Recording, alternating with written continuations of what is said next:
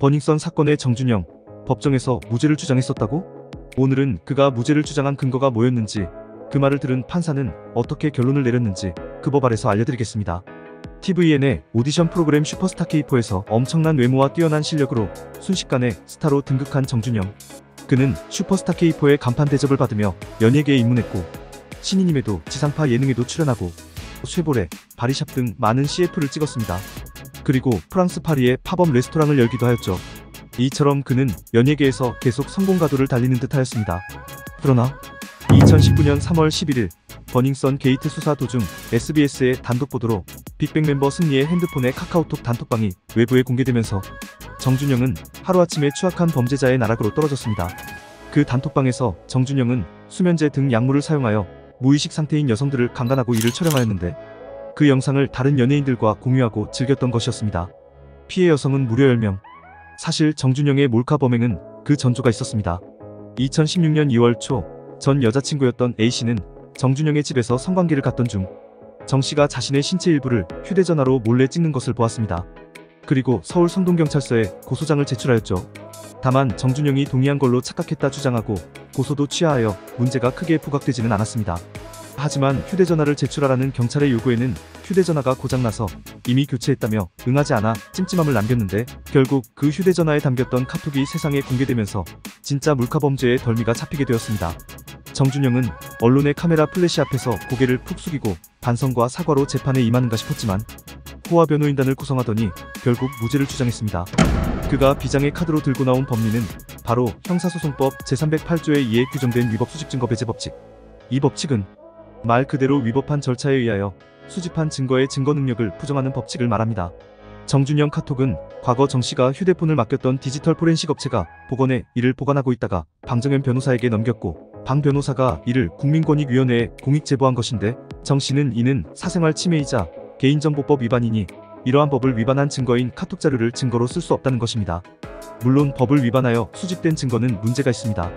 증거를 잡겠다고 남의 사무실이나 침실에 몰래 카메라를 설치하고 자동차의 위치 추적 장치를 다는 것은 모두 불법입니다. 요즘은 좀비 앱이라는 것이 있습니다. 남의 휴대폰에 몰래 설치하면 원격 조정해서 알아서 녹음 기능을 켜고 화면 캡처도 할 수 있고 금융거래도 할 수 있죠. 한마디로 사생활의 끝판왕 털이일 텐데요. 이러한 좀비 앱 설치는 사생활 침해 정도가 아니라 파괴 수준이기에 좀비 앱 설치 자체가 중대한 범죄일 뿐 아니라 이를 통해 수집된 증거도 증거 능력이 없다고 보아야 합니다. 하지만 범죄는 은밀하게 이루어지는 경우가 많기에 모든 증거에 완벽함을 요구한다면 범죄를 밝히지 못하고 오히려 범죄를 도와주는 꼴이 되기도 합니다. 이에 우리나라 법원은 위법 수집 증거에 대하여 효과적인 형사소추 및 형사소송에서의 진실발견이라는 공익과 개인의 사생활의 보호이익을 비교역량하여 그 허용 여부를 결정하는 법리를 택하고 있습니다.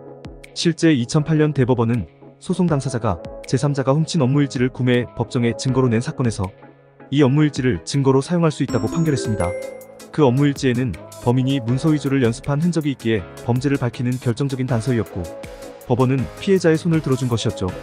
그리고 이른바 남편이 출근한 사이 10여 차례에 걸쳐 락스를 칫솔에 뿌리는 방법으로 남편을 해치려 한 29년 락스 살해 시도 사건에서도 법원은 위법 수집 증거 배제 법칙을 배척하였습니다. 자신의 생명과 신체를 보호하기 위한 정당한 이유가 있다라고 한 것이죠. 당시 화장실에 설치된 녹음기에는 왜 안 죽노, 락스물에 진짜 쳐담그고 싶다, 오늘 진짜 죽었으면 좋겠다 등의 혼잣말이 녹음되어 있었습니다. 자, 다시 정준영 사건으로 돌아가 보시죠. 정준영 사건에서도 재판부는 단톡방 대화 내용에서 얻게 되는 공익이 정준영 개인정보 유출에 따른 침해보다 우월하다고 봐야 한다. 피고 정준영의 인격 보호 필요성보다 형사소추상 공익이 우선된다. 대화 내용은 위법 수집 증거에 해당되지 않는다라고 판시했습니다.